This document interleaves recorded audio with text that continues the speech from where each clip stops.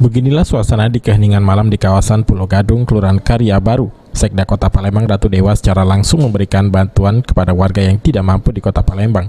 Dewa bahkan mengangkut dan mengantar langsung bantuan ke rumah Zakaria, salah seorang warga yang tinggal di sebuah gubuk bersama dengan istri dan anaknya. Sekda sempat berbincang dengan Zakaria yang diketahui mengalami sakit dan hanya bisa terbaring. Kondisi rumah Zakaria pun cukup memprihatinkan karena tidak ada listrik. Untuk makan, Zakaria dan anaknya serta istri terkadang mendapatkan bantuan dari tetangga sekitar. Bantuan yang diberikan setidaknya bisa sedikit meringankan beban keluarga Zakaria yang juga menjadi bagian dari warga Kota Palembang. Pemerintah Kota Palembang terus berupaya memberikan perhatian dan bantuan kepada masyarakat berpenghasilan rendah. Apalagi di tengah pandemi COVID-19 ini, banyak warga yang merasakan dampaknya. Belanja dikit lah Yo.